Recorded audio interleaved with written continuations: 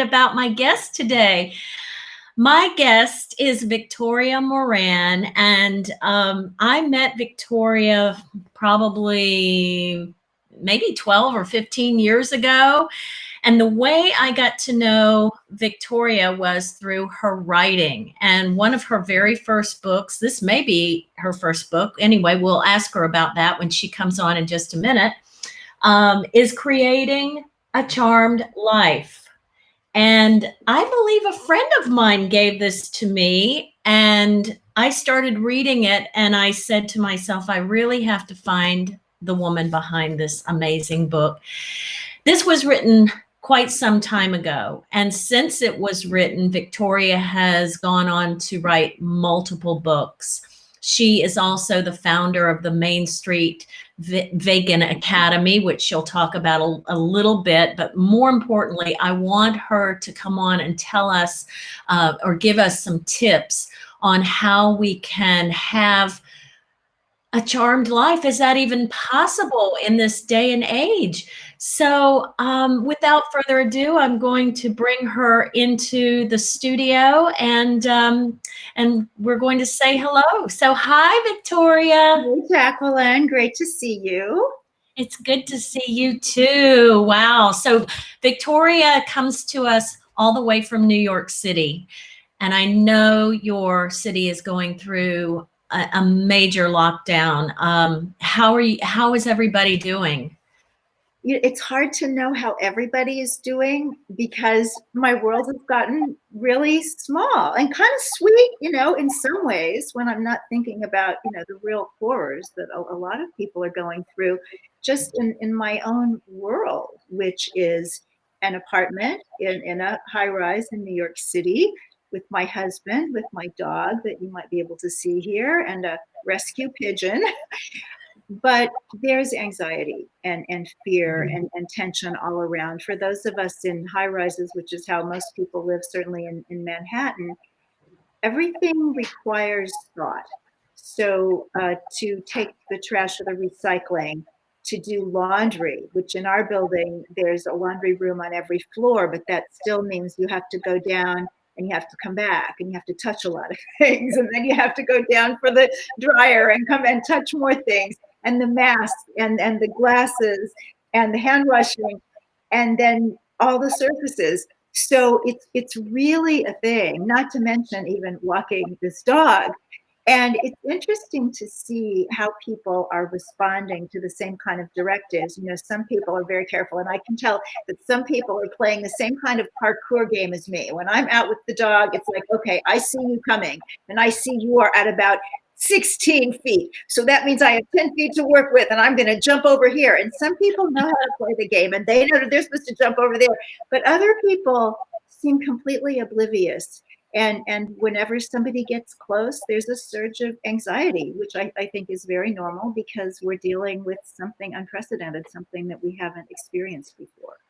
I agree. I think that there is a lot of anxiety going on in the world. And when you wrote this amazing book, Creating a Charmed Life, of course, I don't think we had even experienced 9/11 yet. When did this book come out exactly, and what inspired you to write it? Yeah, well, it was actually my 5th book. I got started early.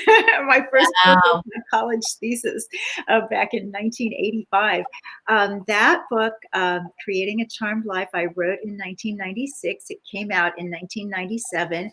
And I believe that in spite of everything that has transpired in the past 23 years, it is fully relevant with the exception of one little chapter. There are 75 little essay chapters in Creating a Charmed Life. And one of them, I can't even recall, it's something, I know, it's called Invite Adventure. Now, it's still good to invite adventure, but I start that essay by saying, we live in a time that it is almost sleepily safe. We've got our central heating and our central air, and it's just we don't have to risk ourselves anymore. But since 9/11, since this pandemic, and really when we look at life on Earth right now in a global sense, it's no longer sleepily safe. but I believe we can still create a charmed life in it. So, what are some tips that you included in the book that maybe you apply to your own life? Oh my gosh. Most of them. I feel that very often, especially in this kind of book that didn't come from a lot of research and interviewing, but really kind of drawing from the light within, these are little life indicators that had been given to me that I was then able to share with others. I'll tell you the most popular of the 75 first, and that is play your free square. So if anybody has ever played bingo, you know that in the middle of the bingo card, there is a free square. And that free square is just as valuable for winning the game of bingo as is B17 or O59, except you don't have to do anything to get it. No luck, no strategy, no buying 10 extra cards is going to give you a free square any more than just the person sitting there with one. So in our lives, I do believe we all have at least one free square. And what that is a little almost magic wand in one area of life that opens doors for us. Now, it may be something as obvious as a gift or a talent or being especially intelligent in certain areas. Like now we're seeing on television all these incredible physicians and scientists who know the understanding of inner workings of viruses and all of that. And yet, very often, that free square is more subtle.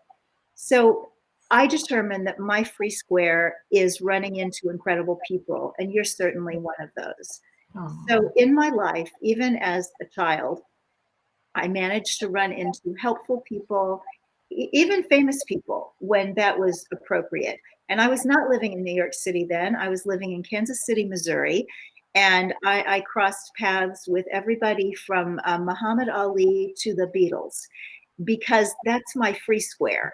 I just happen to very often show up at the right place in the right time to meet the right people to bring me to my next step in life. It's not something like winning the lottery where, oh my gosh, discovered in a soda fountain and the next day she's a star. But it's the idea of, wow, this person really needed to come into my life on this day. So that's mine. And I hope that will help you discover your own. And if you're sitting there thinking, I wonder what mine is, then ask somebody close to you, maybe your best friend or your sister. Well, how do we go about nurturing our soul during this time? Whoa. I think it's always tough to nurture the soul. Now it's because of fear, because of uncertainty, physical, financial. Maybe we're worried about family members and friends in other places. But there's always, just in regular life, when things are going really well, we always say, well, I'm too busy. In fact, this morning I was listening to Governor Cuomo, and he was getting very, very personal and talking about the times that his children had wanted to talk with him. And he said, I can't now, I'm too busy.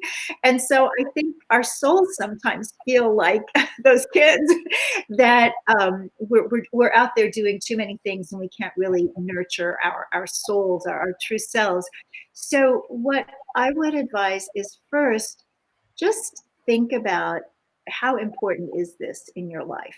And in all honesty, if it's not, if your life is on a different trajectory, and the idea of being still, of going within, of looking for your free square and things like that just seems extraneous and not important, then maybe that's not your path.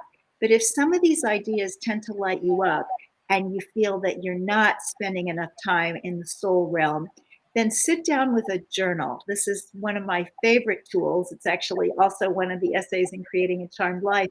You sit down with that journal and you write about what nurtures you. And this is especially important if you're going through a really tough patch, either globally, like we have going on right now, or just personally. Because I find that in regular life, gosh, I've written 13 self-help books. I've been doing this stuff for a really long time. I usually have a pretty good understanding of what lifts me up. But you know what? When I get really down, I'm down myself, when I'm afraid, then I have selective amnesia. I can't remember any of that stuff. So I actually have it on a piece of paper taped to the back of a closet door, so that when I really don't remember, that it nurtures my soul to be sure that I sit quietly in contemplation and meditation twice a day. It nurtures my soul to take a hot bath. You can Mm. clean in the shower, but for me, there's something about a bath. I just sink in there and it's like, oh, this is the best thing on earth. Why do I forget that it's the best thing on earth? It nurtures my soul to have things a little bit neat and tidy, especially now that I'm home all the time. So if you can figure out what nurtures your soul, then you can give it as much attention as you feel it deserves. And these things are not rocket science. I hear you saying the things that we should have been doing all along, but we have allowed life to just get too chaotic. And maybe this is the universe's way of putting us in sort of a reboot. Yeah, I think there are some things, some good things that are going to come out of this, and certainly that is with all attention to the great suffering that people are undergoing as well. In addition to that, which is also very real, I'm thinking about things like people spending more time with their children. I was very fortunate that I was able to homeschool my daughter all the way from second semester kindergarten through high school. And I started doing that because I'm a professional speaker, and I realized that it was very difficult to work and travel when I had a child who had to be at school. So I thought, well, even I could do kindergarten. We'll do this so that Mhm. they could travel with me. And it opened up a whole world. It was absolutely magical and wonderful. So now a lot of parents are spending time with their children and getting to know them in ways that they wouldn't have otherwise. I think that companion animals feel like, well, thank goodness you finally listened to me. I've been telling you all this time, I don't like it when you go away, and now you're finally listening. And they say that it's almost impossible to find a dog or cat to adopt or foster in certain cities, because people realize, well, if I'm going to be off work for a month or longer, let me foster some homeless animal who needs help. And, I don't know about you, but if I lived with one of these critters for 4 or 6 weeks, there's no way I wouldn't be adopting. So I think that we can find some beauty in this.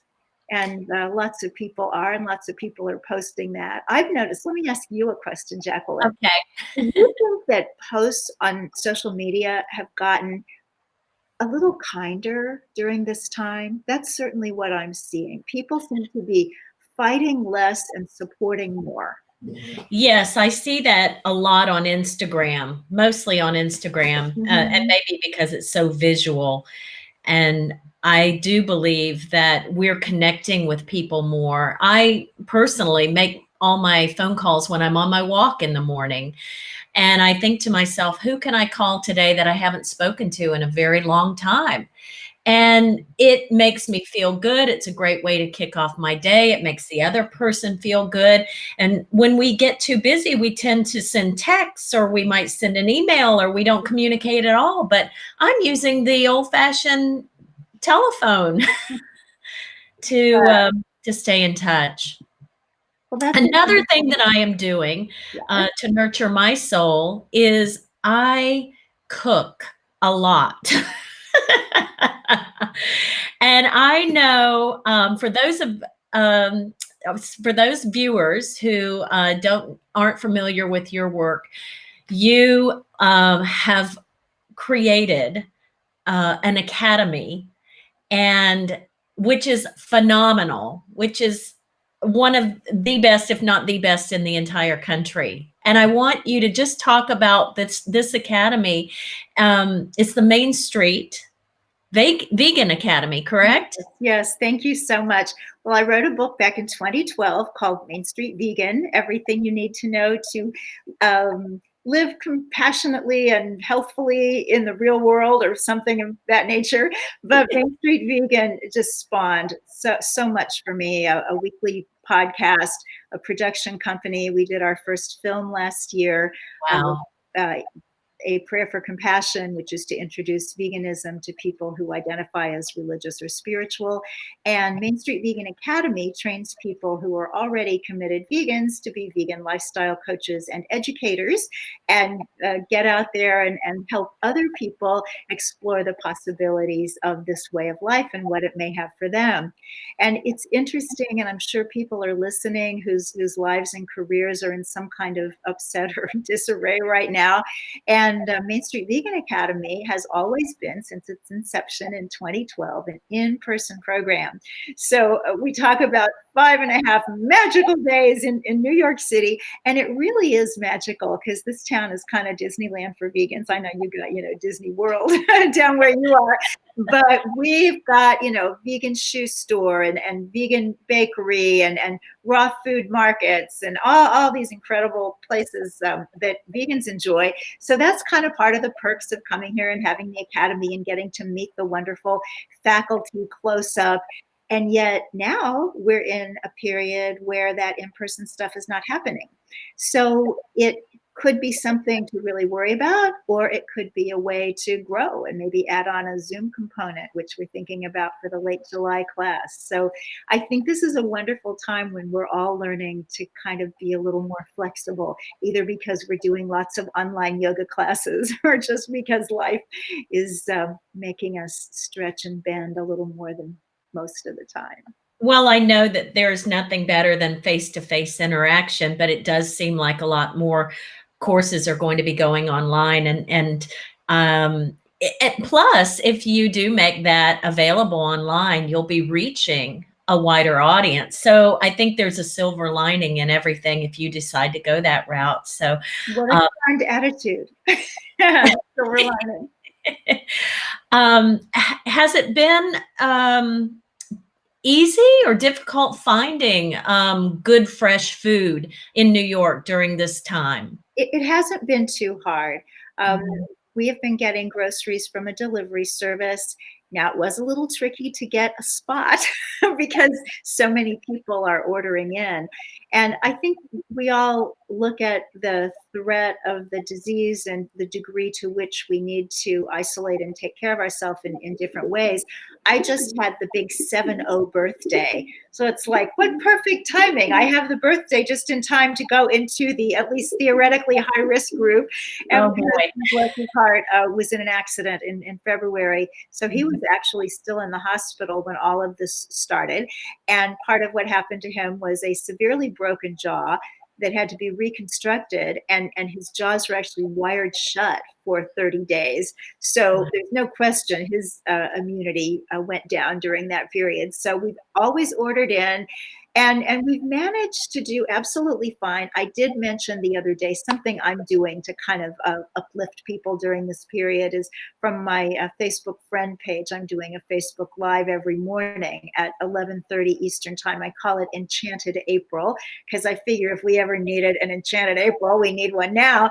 I mentioned that it's hard to get things that people perceive as high protein items. So it's been very difficult to get the vegan burgers and vegan faux meats, but also tofu and tempeh and things of that nature. Well, actually, the tofu market must have opened up because when I got a delivery yesterday, I got a whole bunch of tofu. But somebody, bless her heart, a friend of mine here in the city, who had heard that Facebook Live that I was without tofu, she actually showed up in my lobby this morning with tofu and some other things, which, I don't recommend. She should be staying home. But people are awfully kind, and you just can't squelch that. So food we're good on. Produce is good. Sure wish I could find Kleenex and paper towels, but you can't have everything. I know, I can't find any paper towels anywhere. Yeah, go back to cloth, which I guess is environmental and kind of classy. Absolutely, absolutely. Well, I am just delighted that we can speak today. I know how busy you are. I mean, you did just completed a book proposal, I understand. Yes, this morning I sent it off. So fingers crossed, eating in the age of epidemics. Maybe Wow. we can do one of these and talk about that. Oh, eating in the age of epidemics? That's what your book proposal was? Yeah. Wow. I'm so excited. How timely. Yeah. Well, I thank you so much. Thank you so much. And I think I hear what your pigeon in the background. Yeah, that's Thunder. My daughter is a wildlife rehabilitator, among many other things, and she actually specialized in wild mammals. But sometimes when the Wild Bird Fund here in New York would get extra birds, they would call her, and Thunder was one of those. And he just seemed like he couldn't fly like the other birds of his age group. So she brought him through with more fledglings, and he still couldn't fly. So took him to the vet and determined that he's blind in one eye, which means he can just get to a certain level and like, oh my gosh, I can't steer, and falls down. And so we try to give him the very best possible life as a companion pigeon. And I learned so much from him. And the main thing that I learned is I don't want to fly just so high and then think, oh my gosh, I can't steer, because I do have all my senses and I can steer and I need to do it. Oh, wow. We have a lot to learn from our animals, don't we? And how is your husband home these days? I mean, He's home. He's doing fine. He's actually in school. It's very interesting how people grow and change through life. And he was always very much a pragmatist, very much of this world and in the world of business. He lived in lots of countries and managed companies there. And just recently, and maybe because of hanging out with me for a little over 20 years and listening to me talk about the things that I'm into, which tend to be spiritual and a little bit ethereal sometimes. So he's in the One Spirit Interfaith Seminary. And this time next year, I guess I'm supposed to call him Reverend. I'm going to have to get used to that. oh my goodness. What an amazing thing he's doing. Well, I wish both of you well, and of course, stay safe, be healthy, and thank you so much for sharing your time. Can you tell everybody how to find you and how to find your Main Street Vegan Academy? Oh, bless you. Yeah, the website is mainstreetvegan.net. And you can find there the Academy, the podcast, the weekly blog, and the film A Prayer for Compassion, which is now on Amazon Prime. And that is something that you and your husband worked on together? Well, not exactly. You know, I have this podcast, which is also a live radio show. And most people listen to the podcast, but sometimes people listen live and call in. And a gentleman called in way back in 2015. And he had asked if I would be interested in producing his film. And my first thought is, what? That's like asking, I don't know, if I want to climb a mountain or something. I don't know how to do that. But then he said it's a film about spirituality and vegan living. And I thought, so you just picked my two passions in life and you're going to do this film about it. I have to produce it. I'll learn how to do that. So that was the beginning of it. And we did have a premiere here in New York City in March of last year, and a UK premiere in May. And then we just, in the past like 10 days, had our digital release on Amazon Prime. So we're very excited. Wow. So just about anybody can have access to it now. Just about. Hey, well, we have to check. I'm going to check that out this weekend. Jacqueline. Well, thank you very much. And I appreciate you. I appreciate our friendship. And I'm looking forward to reading your next book. Oh, thank you. Thank you, Jacqueline. And I just have to say, when I think about you, I think of you so patiently waiting with 4 or 5 of us on, I believe it was Christmas night in Chinatown in New York City several years ago. We were in the vegetarian dim sum house waiting an interminable amount of time for a table. And all of the graciousness that you write about in your books, that you share in your seminars, you exhibited in that time of not stress like we're having now, but that kind of regular life irritation that can sometimes feel worse than something real Mhm. and big. And I've just admired you so much ever since, before also. But that's Jacqueline Whitmore in my mind. Wow. I didn't remember that it was Christmas. Christmas. I can't remember. I mean, I remember that waiting in line and meeting your wonderful, beautiful daughter and her husband and meeting your husband. And that was a really great time we had. And So, we'll help others. all right. Well, you take care and we'll talk again soon. All the best. All the best. Thank you.